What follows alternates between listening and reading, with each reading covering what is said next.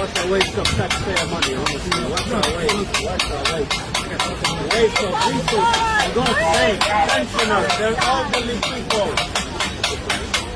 What's a waste of taxpayer money, honestly? What's a waste? What's a waste? Monsieur le Président, il reste quelques questions sans réponse concernant cet accord. Par exemple, dans le cadre de cet accord, les troupes rwandaises se retireront-elles de certaines parties de la République démocratique du Congo? Et aussi, le groupe rebelle M23 sera-t-il autorisé à rester dans certaines parties de l'Est de la RDC? Avez-vous des réponses à ces questions? Permettez-moi de vous poser 7. Vous voulez répondre à cette question? Cela semble être une question intéressante pour vous. Allez-y. Merci beaucoup. Dans l'accord que nous avons signé, nous avons adopté le concept d'opération pour la neutralisation des FDLR, qui est un mouvement génocidaire vicieux, et la levée des mesures défensives. Cela a été signé l'année dernière, en novembre. Donc, nous mettrons en œuvre ce concept d'opération pour neutraliser ce mouvement qui déstabilise le Rwanda depuis de nombreuses années et pour lever nos mesures défensives. En ce qui concerne le M23, dans l'accord, nous avons également décidé de nous appuyer sur les pourparlers de DHA, car il y a actuellement des discussions entre l'AFCM 23 et le gouvernement de la RDC pour conclure un accord de paix qui complétera l'accord de paix de Washington. Donc, les deux aspects sont pris en charge. Merci, Monsieur le Président. Les États-Unis vont-ils faire respecter cet accord ou jouer un rôle? Nous travaillerons avec eux pour qu'il soit appliqué. Ils peuvent faire respecter leur propre accord, mais nous exercerons une forte pression pour nous assurer qu'il soit respecté. Les deux personnes dans cette salle sont très compétentes et elles y arriveront. Je pense qu'elles y arriveront. Elles aiment leur pays. C'est une chose que j'ai apprise très vite et elles veulent que cela se fasse. Elles savent que cela doit se faire, sinon de mauvaises choses arriveront. Mais je pense que nous sommes bien au-delà de cela. D'autres présidents auraient dû faire ce que je fais maintenant. Ils ne l'ont jamais fait. Je ne pense pas qu'ils aient jamais essayé. Je ne pense pas qu'ils n'auraient pas pu le faire. Je ne pense pas qu'ils aient essayé. Et s'ils l'avaient fait, ils n'auraient pas réussi. Monsieur le Président, pouvez-vous nous dire ce qui pourrait se passer si l'une des parties viole cet accord de paix? Car nous ne voulons pas que la guerre revienne en RDC. Je préférerais ne pas le dire. Je dirais simplement qu'il y a de lourdes sanctions en cas de violation. Et je ne pense pas qu'ils le feront. Je pense qu'ils sont sincères, mais nous avons des sanctions très sévères, financières et autres. Merci beaucoup. J'aimerais demander à Caroline, qui est devenue très célèbre, une grande star, et qui a une collègue, une amie qu'elle respecte beaucoup, originaire de la région, et qui sait exactement ce qui s'y passe. Caroline, pourrais-je vous demander de dire quelques mots? Oui, monsieur. Nous avons ici Ariana, qui vient du continent africain. Elle est journaliste ici, aux États-Unis depuis de nombreuses années, et elle a une histoire à partager avec la presse, les médias et ces deux fantastiques leaders qui vous ont rejoints aujourd'hui. Ariana, s'il vous plaît, pourquoi ne venez-vous pas ici pour parler afin qu'ils puissent vous voir? Bien sûr, ce serait formidable. Merci beaucoup. C'est un grand honneur. Merci, Monsieur le Président. Comme Caroline l'a mentionné, Monsieur le Président, je tiens d'abord à vous dire que je suis la seule journaliste africaine accréditée ici, à la Maison-Blanche, pour couvrir tout le continent. Je suis arrivé hier de la République démocratique du Congo. Je suis allé voir, de mes propres yeux, ce que ressentent les gens et le message du président Félix Tshisekedi concernant cet accord de paix à venir. Laissez-moi vous dire de première main ce que j'ai vu. J'ai parlé avec les gens dans la rue, avec les jeunes, ils connaissent votre nom. Ils savent qu'un président nommé Trump travaille dur pour enfin apporter la paix au pays. J'ai vu de l'espoir. Ils ont maintenant de l'espoir pour un avenir meilleur au Congo. Ils voient ce que vous faites comme un avenir meilleur pour le Congo. J'ai eu l'occasion de m'asseoir avec le président Félix pour une interview, car je voulais comprendre son esprit, ses pensées, ses sentiments sur tout ce que votre administration fait. Il m'a dit de première main que pendant de nombreuses années, de nombreux présidents américains ont ignoré ce conflit. Ils n'ont rien fait. Moi-même, j'ai couvert l'administration du président Biden. J'ai insisté à plusieurs reprises sur ce conflit. Des gens meurent au Congo. Ce pays a un énorme potentiel, mais il a besoin d'aide, car cette guerre détruit le pays.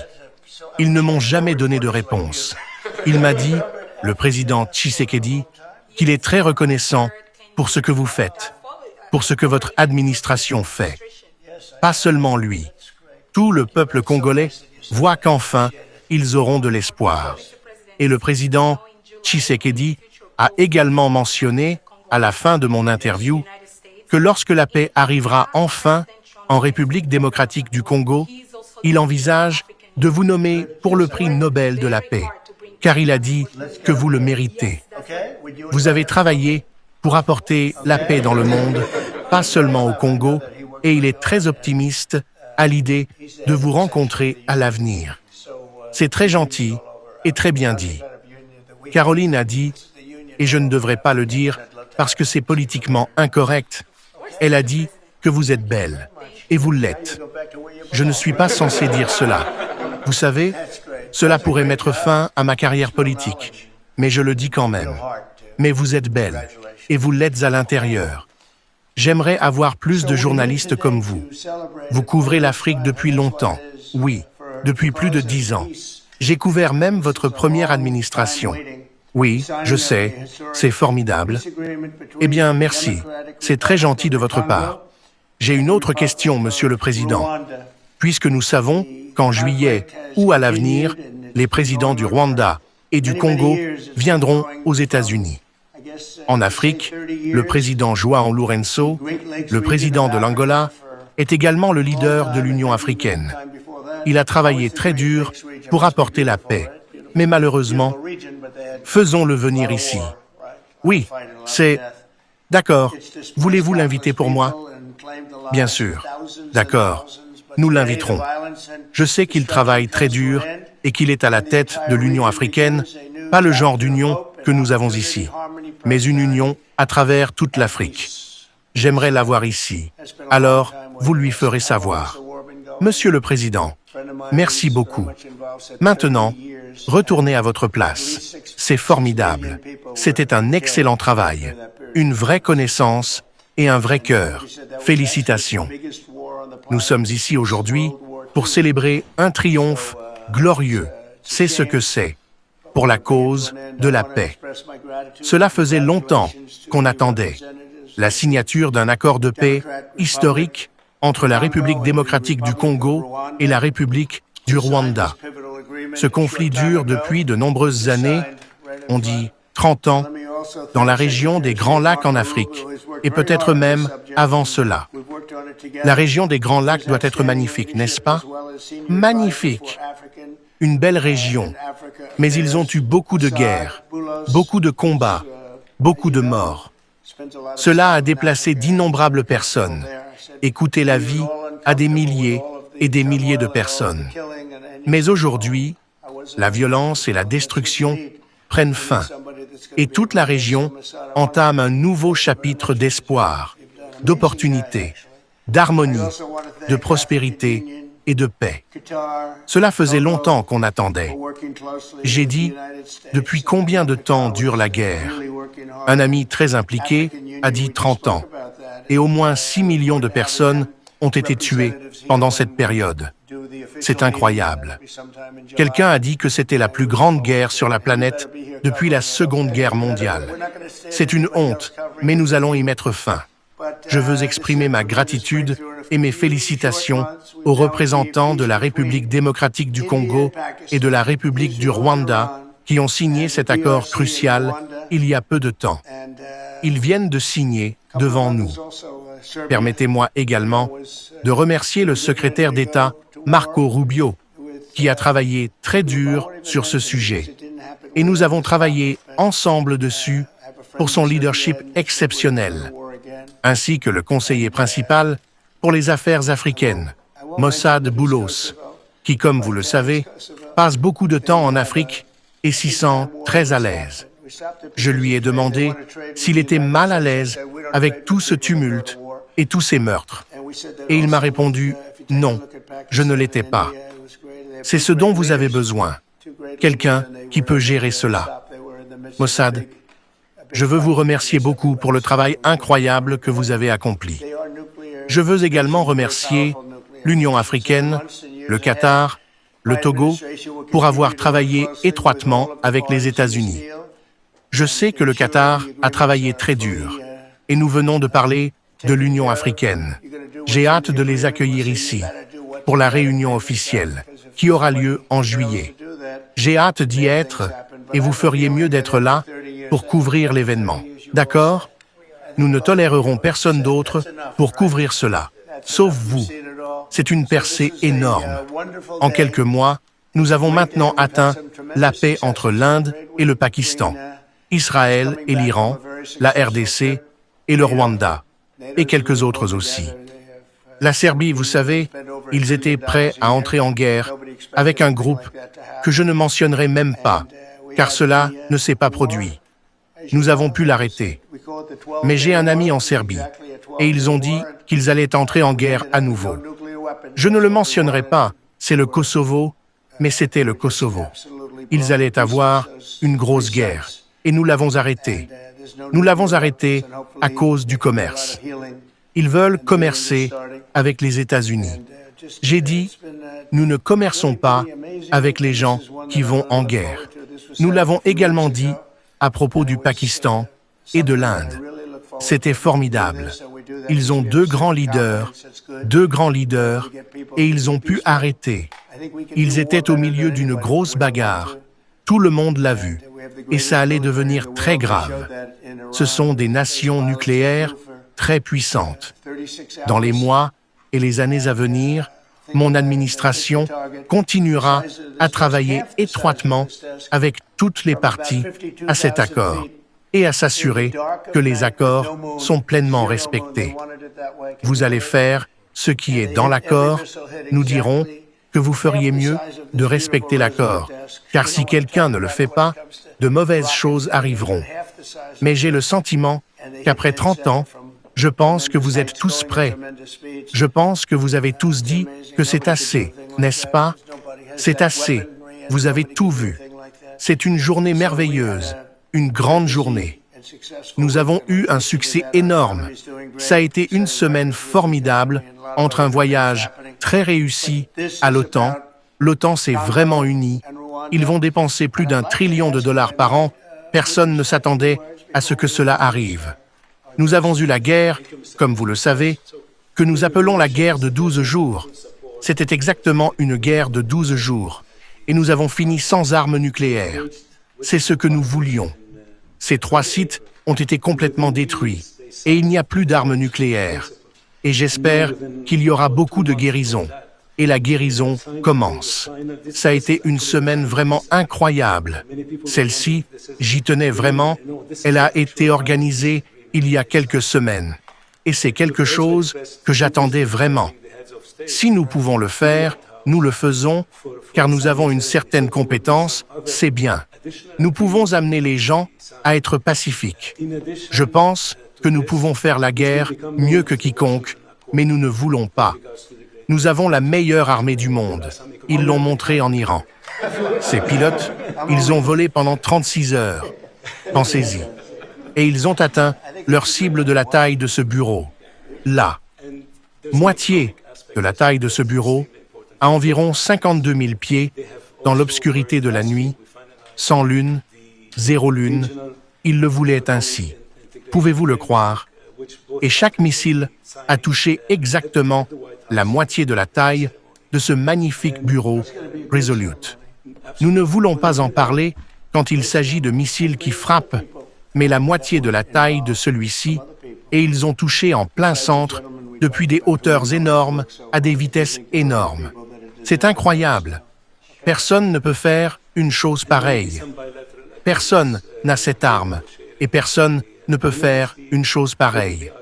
Nous avons eu une semaine très chargée et réussie.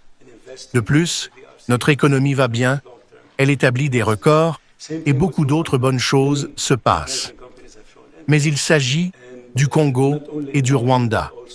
Et j'aimerais demander, si je puis me permettre, voulez-vous dire quelques mots avant que nous présentions nos invités? Bien sûr. Merci, Monsieur le Président.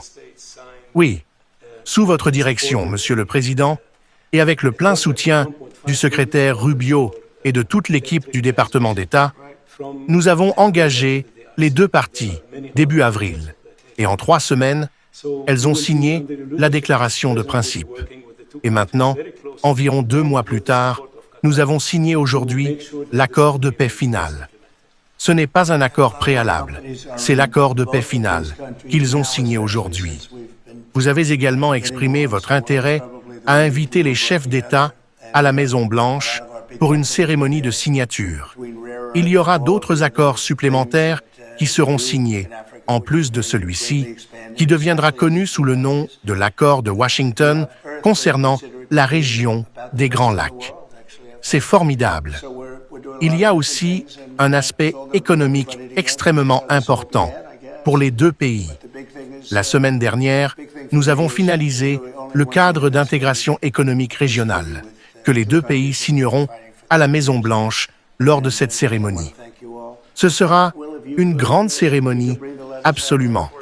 Nous allons en faire une grande cérémonie et inviter d'autres personnes impliquées, en plus de l'homme dont nous avons parlé, qui a travaillé si dur.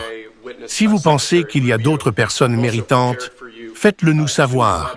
D'accord? Bien sûr. Et il y aura des accords bilatéraux. Nous négocions un accord sur les minerais avec la RDC pour des minerais critiques. De nombreuses entreprises américaines ont manifesté leur intérêt pour investir en RDC, et ce sont des investissements à long terme.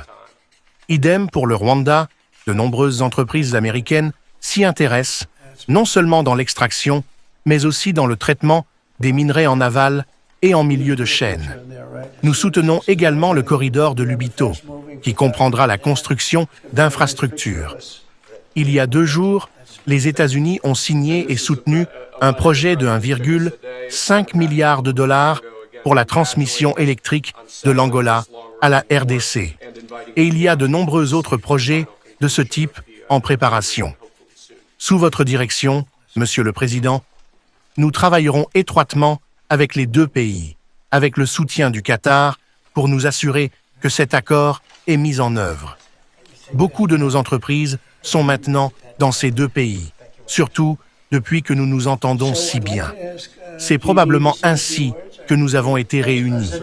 Nous avons beaucoup de nos grandes entreprises là-bas, entre les terres rares et toutes les autres choses qu'elles font en Afrique, qui se développent énormément, surtout dans ces deux pays. On dit que vous avez des terres parmi les meilleures au monde. Nous faisons beaucoup de choses différentes, et tout cela va réunir tout le monde. C'est ainsi que tout a commencé, je suppose. Mais la grande chose pour moi, c'est vraiment une seule chose. C'est d'obtenir un traité de paix avec deux pays qui se battent depuis 30 ans. Et je veux vous remercier tous. Voulez-vous apporter les lettres? Bien sûr, monsieur. Devant vous, comme vous l'avez dit, monsieur, ce sont les accords signés respectivement par les ministres des Affaires étrangères de la République démocratique du Congo et du Rwanda, plus tôt aujourd'hui, en présence du secrétaire Rubio. Nous avons également préparé pour vous 2 lettres. Celle-ci est adressée au président Paul Kagame du Rwanda, exprimant votre appréciation et vos félicitations pour tout ce qui s'est passé, et l'invitant bien sûr à Washington pour, comme l'a dit le Dr Bulos, ce que nous espérons être les accords de Washington, établissant les termes de la paix et de la prospérité dans cette région. Espérons-le pour très longtemps. C'est formidable, c'est magnifique, très important. Nous allons y mettre une photo, n'est-ce pas? Dès que ce sera fini, ils vont mettre une belle photo de nous ici, d'accord? Merci. Et voici une lettre au président Tshisekedi de la République démocratique du Congo, le félicitant pour avoir réglé cette guerre de longue date et l'invitant à Washington, D.C. pour la conclusion finale de l'accord, espérons-le bientôt. Prenez ce stylo. Prenez ce stylo. Merci beaucoup. J'aimerais demander à Jidi de dire quelques mots, notre grand vice-président, et ensuite à Marco. Allez-y. D'accord. Tout d'abord, permettez-moi d'accueillir les ministres des Affaires étrangères du Rwanda et du Congo. C'était formidable de vous avoir dans le bureau ovale. Ensuite, permettez-moi de féliciter le président, le secrétaire Rubio et toute l'équipe. Je pense que pour les peuples de ces deux pays, ils devraient savoir que les États-Unis sont engagés sur la voie de la paix. Mais pour mes compatriotes américains, c'est un moment de célébration, un grand moment pour notre pays, car sous la direction du président, nous avons pris ce qui était 30 ans de meurtre et de guerre, la pire guerre en termes de nombre de morts depuis la Seconde Guerre mondiale. Et maintenant, nous sommes sur la voie de la paix. Donc, si je pense à ce que je sais de ces deux pays pendant 30 ans, presque tout le temps dont je me souviens où ces deux pays faisaient la une des journaux, il s'agissait de leur combat, de leur meurtre mutuel. Maintenant, nous pouvons envisager un avenir où mes enfants verront ce moment comme le début d'une nouvelle histoire, une histoire de prospérité et de paix. Merci au président, félicitations à toute l'équipe et à mes compatriotes américains. Nous devrions tous être très fiers, car c'est incroyable ce que le leadership présidentiel actif peut accomplir lorsqu'il est orienté vers la paix et la prospérité. C'est ce que nous avons dans le bureau ovale en ce moment. Excellent travail, monsieur. Merci beaucoup. Et Marco, ensuite, nous demanderons aux deux principaux de parler. Oui, monsieur le président. Tout d'abord, merci. Lorsque je suis arrivé à ce poste, il y a quelques mois, vous avez clairement indiqué que la priorité de cette administration, sous votre direction, serait la recherche de la paix. Dès le premier jour, que ce soit en Ukraine et en Russie, au Pakistan et en Inde, en Iran et en Israël et sur le continent africain, votre priorité a été la paix. Aujourd'hui, nous voyons cela se concrétiser. Les guerres attirent beaucoup plus d'attention que la paix, mais la paix est beaucoup plus difficile que la guerre, beaucoup plus difficile. Je tiens à féliciter les deux leaders ici et leurs présidents respectifs pour avoir choisi la voie la plus difficile, qui est souvent celle de la paix, plutôt que la voie la plus facile, qui est parfois celle de la guerre, aussi coûteuse et sanglante soit-elle. J'appuie les propos du vice-président, à savoir que les Américains devraient être très fiers que la première voie pour la paix dans le monde aujourd'hui soit celle de notre président, votre président. Merci, président Trump, et je tiens à nouveau à reconnaître le docteur Bulos et le travail qu'il a accompli dès le premier jour.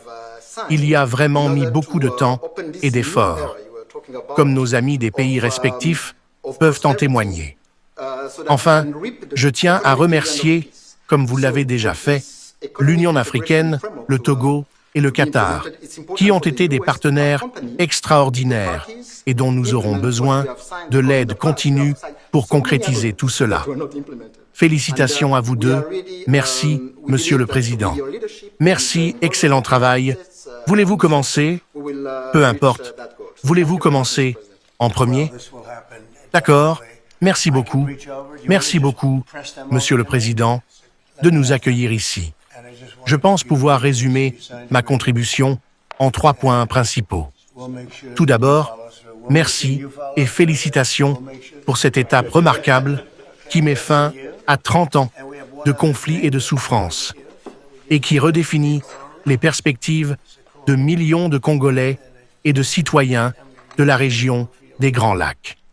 Deuxièmement, restez engagés, restez à bord. Nous avons besoin des États-Unis pour s'assurer que cet accord tienne et que vous nous teniez responsables.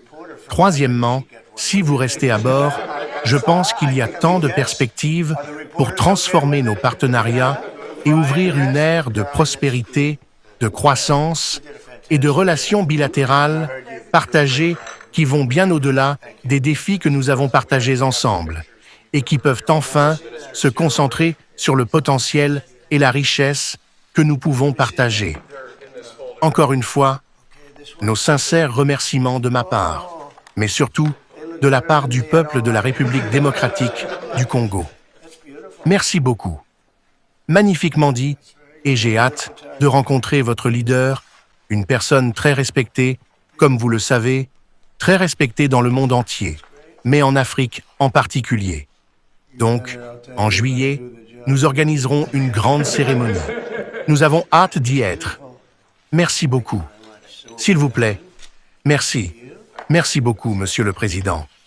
C'est en effet un jour historique, car il s'agit de la signature d'un accord de paix entre le Congo et le Rwanda pour mettre fin à un conflit qui dure depuis 30 ans. Il y a eu de nombreuses médiations et facilitations par le passé, mais aucune n'a réussi. Nous croyons que c'est grâce à votre leadership et à votre engagement indéfectible dans ce processus, avec également une nouvelle approche d'intégration économique régionale, qui est importante pour permettre au Rwanda et à la RDC de travailler ensemble, car c'est une région très riche, avec du commerce transfrontalier, des minerais, des richesses naturelles. Avec les États-Unis à nos côtés, nous croyons que nous atteindrons une paix durable. Comme l'a dit mon collègue de la RDC, il est important que les États-Unis restent engagés, car aujourd'hui nous avons signé, mais maintenant nous devons mettre en œuvre ce que nous avons signé pour ouvrir cette nouvelle ère de prospérité dont vous parliez, afin que nous puissions récolter les dividendes économiques de la paix. Pour que ce cadre d'intégration économique soit mis en œuvre, il est important que les États-Unis accompagnent les parties pour mettre en œuvre ce que nous avons signé, car par le passé, de nombreux accords signés n'ont pas été mis en œuvre. Nous croyons qu'avec votre leadership et l'implication de l'administration américaine, nous atteindrons cet objectif. Merci beaucoup, Monsieur le Président. Cela se réalisera certainement. Voulez-vous me les passer?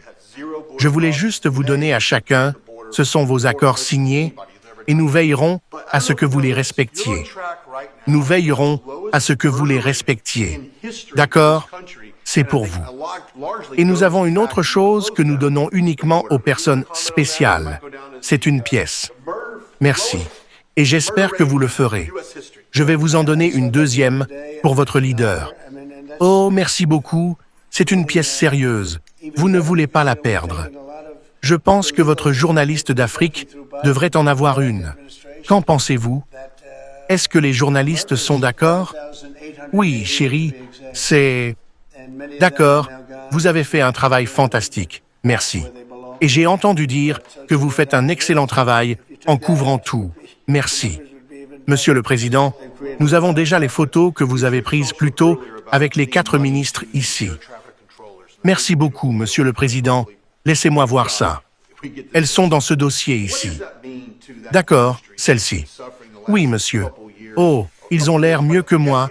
Je n'aime pas ça. C'est magnifique. C'est très bien. Nous avons un bon photographe. Magnifique. C'est génial. Vous feriez mieux de faire le travail ici. Nous viendrons. C'est magnifique. Merci beaucoup. Donc, nous les mettrons dedans. C'est pour vous. C'est pour vous. Qu'est-ce que c'est? Oui. D'accord. Nous en avons 2, je pense. Donc, vous ne nous en donneriez pas un? Vous auriez fait une grosse erreur. C'est pour vous, c'est pour vous. Merci, monsieur. Merci beaucoup. Vous êtes prêts? Et ceci est pour vous. Vous allez le garder. Merci. Merci beaucoup. Bonne chance. Merci. Avez-vous des questions? Ce n'est pas à ce sujet. Pourquoi pas? Pourquoi? Parce que c'est à propos d'un sujet différent. Mais vous mettez fin à tout. C'est en fait un sujet beaucoup plus important en ce moment. Nous venons de mettre fin à une guerre qui durait depuis 30 ans, où 6 millions de personnes sont mortes. Alors, ne me posez pas une question sur le commerce avec le Canada. Monsieur le Président, Cara de Lindell TV.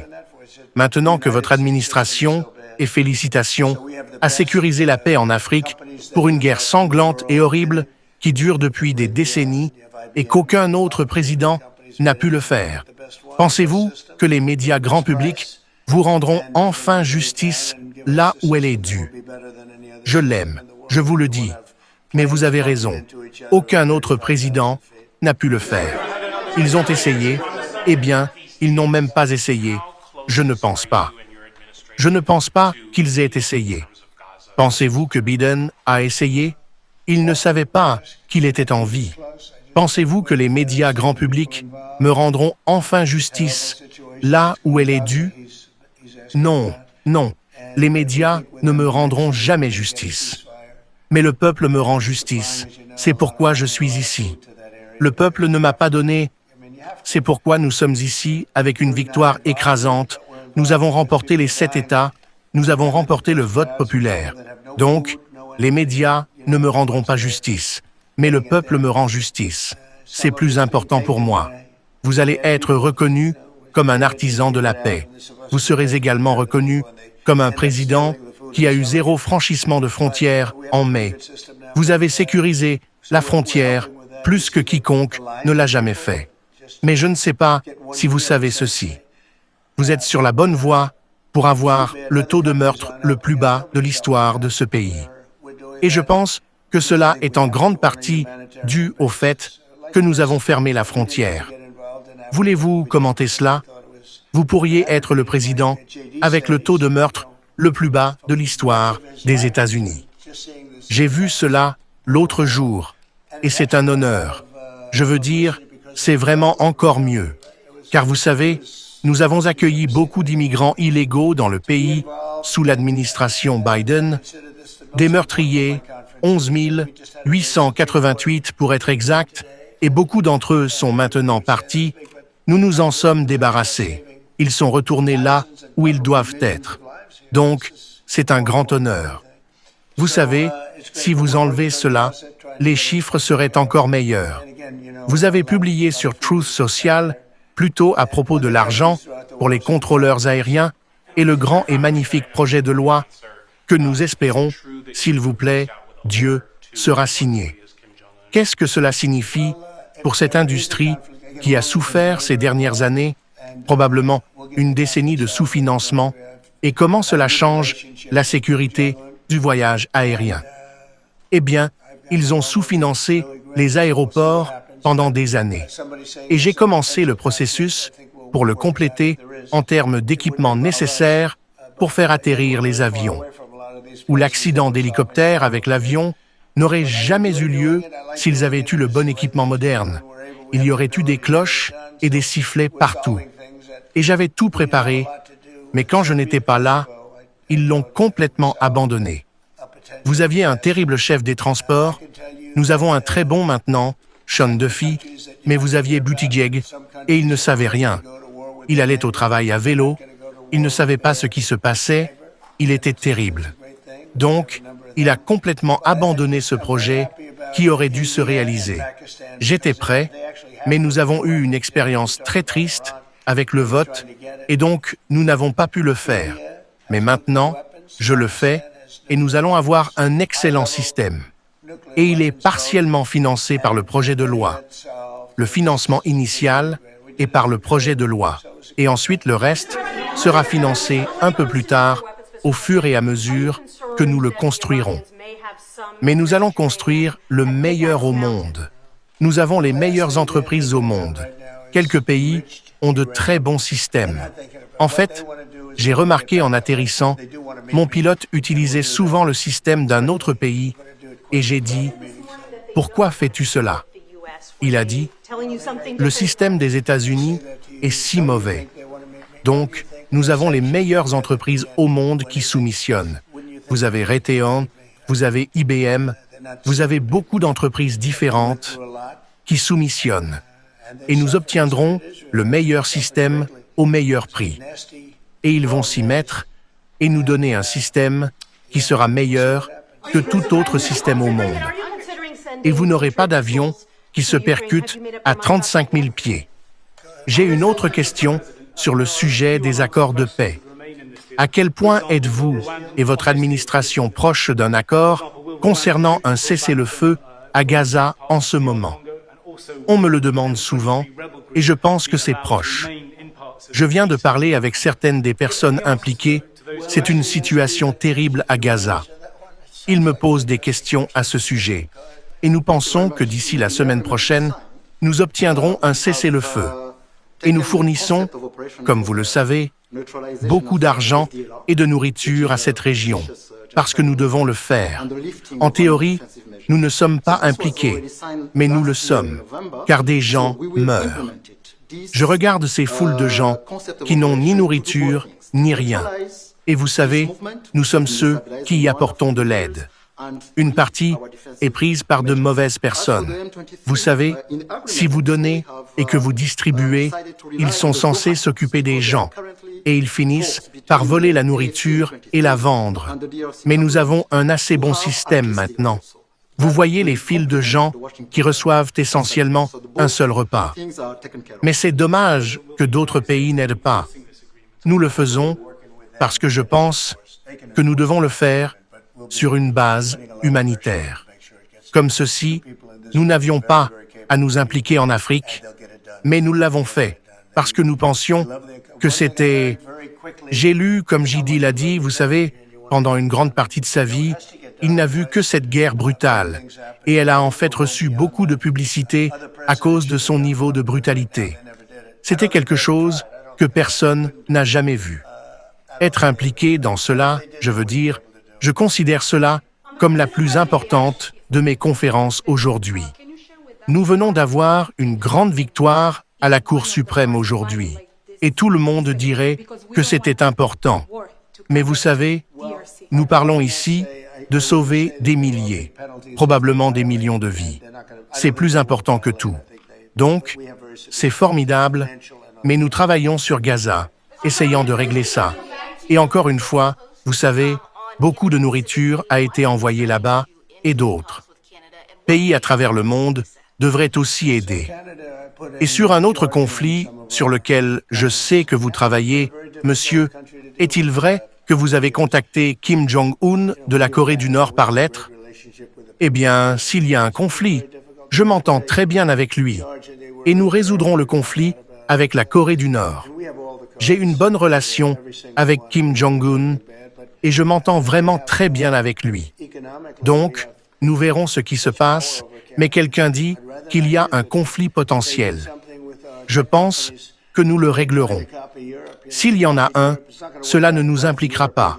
Mais encore une fois, nous sommes très loin de beaucoup de ces endroits où nous résolvons des problèmes. Mais j'aime le faire.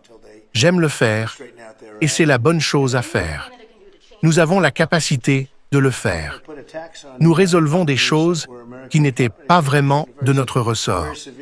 La Serbie et le Kosovo, je vous l'ai dit, nous avons résolu un désastre potentiel. Je peux vous dire que certains pays dont vous n'entendrez pas parler, mais certains pays qui étaient prêts à entrer en guerre avec leurs voisins ne le feront pas. Et c'est une grande chose. Nous en avons plusieurs, mais je suis très heureux à propos de l'Inde et du Pakistan, car ils ont des armes nucléaires. Quand vous parlez de l'Iran, ils essayaient d'en obtenir, mais l'Inde a des armes nucléaires. Le Pakistan a des armes nucléaires de haut niveau, et résoudre cela était vraiment formidable. Nous l'avons fait par le commerce. C'était une grande chose.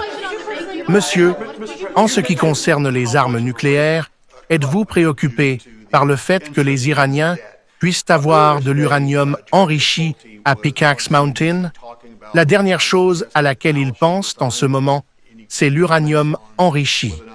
Ils n'y pensent pas. Ce qu'ils veulent, c'est reprendre une vie normale. Et ils veulent me rencontrer.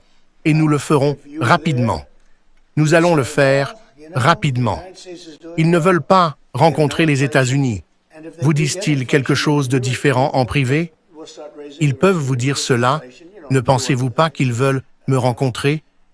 Ne pensez-vous pas que nous avons des sanctions sur eux, qu'ils ne peuvent y rien faire? Ne pensez-vous pas qu'ils veulent me rencontrer? Je veux dire, ils ne sont pas stupides. mais ils ont beaucoup souffert, et Israël aussi a beaucoup souffert. C'était 12 jours très désagréables, et nous verrons ce qui se passe.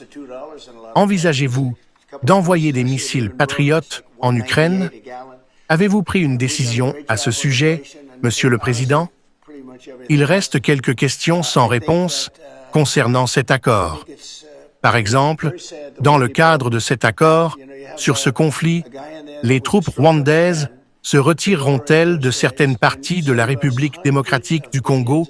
Et aussi, le groupe rebelle M23 sera-t-il autorisé à rester dans certaines parties de l'Est de la RDC? Avez-vous des réponses à ces questions? Permettez-moi de vous poser cette question. Voulez-vous répondre à celle-ci? Cela semble être une question intéressante pour vous. Allez-y. Merci beaucoup. Dans l'accord que nous avons signé, nous avons adopté le concept d'opération pour la neutralisation des FDLR, qui est un mouvement génocidaire vicieux, et la levée des mesures défensives. Cela a été signé l'année dernière en novembre. Donc, nous mettrons en œuvre ce concept d'opération pour accomplir ces deux choses. Neutraliser ce mouvement qui déstabilise le Rwanda depuis de nombreuses années et lever nos mesures défensives. En ce qui concerne le M23, dans l'accord, nous avons également décidé de nous appuyer sur les pourparlers de DHA, car il y a actuellement des discussions entre l'AFCM 23 et le gouvernement de la RDC pour conclure un accord de paix qui complétera également l'accord de paix de Washington. Donc, les deux aspects sont pris en charge. Merci, Monsieur le Président. Les États-Unis vont-ils faire respecter cet accord ou travailler avec eux pour qu'il soit appliqué? Ils peuvent faire respecter leur propre accord, mais nous exercerons une forte pression pour nous assurer qu'il soit respecté. Les deux personnes dans cette salle sont très compétentes et elles y arriveront. Je pense qu'elles y arriveront. Elles aiment leur pays. C'est une chose que j'ai apprise très vite, et elles veulent que cela se fasse. Elles savent que cela doit se faire, sinon de mauvaises choses arriveront. Mais je pense que nous sommes bien au-delà de cela. D'autres présidents auraient dû faire ce que je fais maintenant. Ils ne l'ont jamais fait. Je ne pense pas qu'ils aient jamais essayé. Je ne pense pas qu'ils n'auraient pas pu le faire. Je ne pense pas qu'ils aient essayé. Et s'ils l'avaient fait, ils n'auraient pas réussi. Monsieur le Président, pouvez-vous nous dire ce qui pourrait se passer si l'une des parties viole cet accord de paix, car nous ne voulons pas que la guerre revienne en RDC? Je préférerais ne pas le dire. Je dirais simplement qu'il y a de lourdes sanctions en cas de violation, et je ne pense pas qu'ils le feront. Je pense qu'ils sont sincères, mais nous avons des sanctions très sévères, financières et autres. D'accord. Monsieur le Président, revenons à votre publication sur Truth Social concernant le Canada. Pourquoi avez-vous décidé de mettre fin aux négociations commerciales avec le Canada et quel taux envisagez-vous de fixer? Le Canada a imposé une taxe sur certaines de nos entreprises et le Canada a été un pays très difficile à gérer au fil des ans. Vous savez, nous entendons parler du Canada, nous avons une excellente relation avec le peuple canadien, mais cela a été très difficile. Ils ont imposé une taxe, et ils ont été un peu trop rapides. Nous l'avons découvert. Nous avons toutes les cartes en main. Toutes les cartes. Nous ne voulons rien faire de mal, mais ils ont, économiquement, nous avons un tel pouvoir sur le Canada. Je préférerais ne pas l'utiliser, mais ils ont fait quelque chose avec nos entreprises technologiques aujourd'hui, en essayant de copier l'Europe. Vous savez, ils ont copié l'Europe, ça ne va pas bien fonctionner pour l'Europe non plus, et ça ne va pas bien fonctionner pour le Canada. Ils ont été insensés de le faire.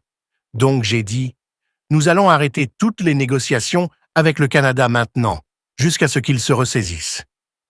Y a-t-il quelque chose que le Canada peut faire pour vous faire changer d'avis sur cette situation? Non. Ils ont imposé une taxe sur des entreprises américaines qu'ils n'auraient pas dû. Une taxe très très sévère. Oui, Je suppose qu'ils pourraient la retirer, ils le feront, mais ça ne m'importe pas vraiment. Je veux dire, cela ne m'importe pas. Nous avons toutes les cartes, toutes les cartes. Vous savez, nous faisons beaucoup d'affaires avec le Canada, mais relativement peu. Ils font la plupart de leurs affaires avec nous, et quand vous avez cette situation, vous traitez les gens mieux. Ils ont des agriculteurs qui obtiennent des tarifs de 300, 400, 200%. Personne n'a jamais vu quelque chose comme ça. Nous avons des cas, vous ne lisez pas cela, et les gens ne le rapportent pas, mais ils nous facturent 400% sur certains produits laitiers. Char so pratichette. Personne n'écrit cela.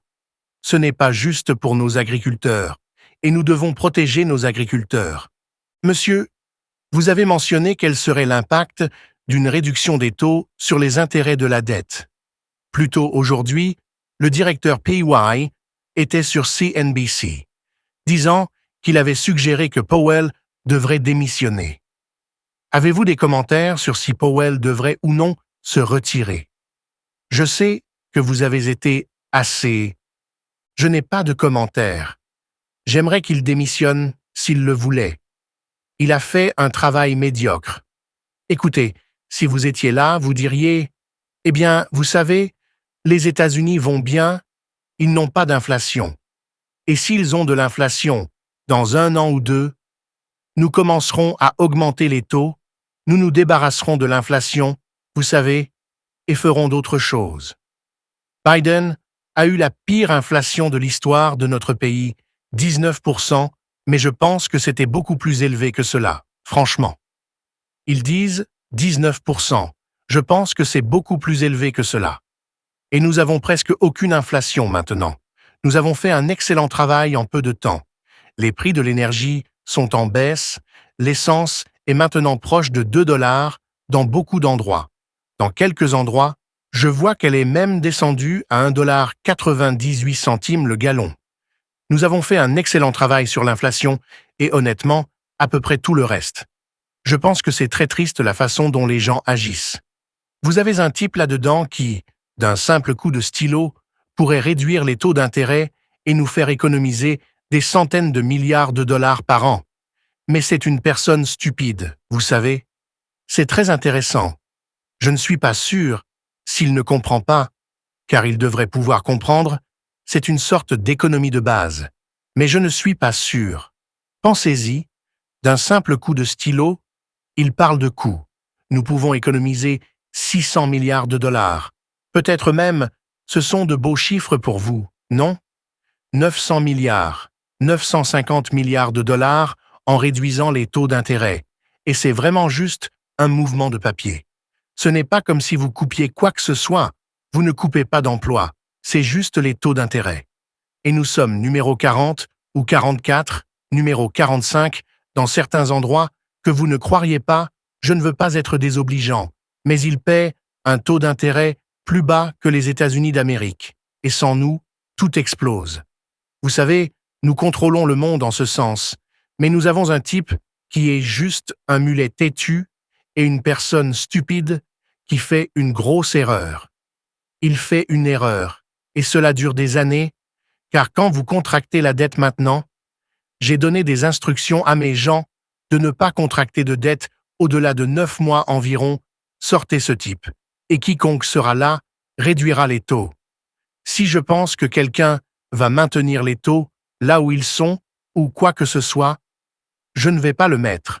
Je vais mettre quelqu'un qui veut réduire les taux. Il y en a beaucoup, et j'ai dit ce matin, beaucoup d'émissions économiques aujourd'hui disaient, vous savez, Trump a raison, il devrait réduire.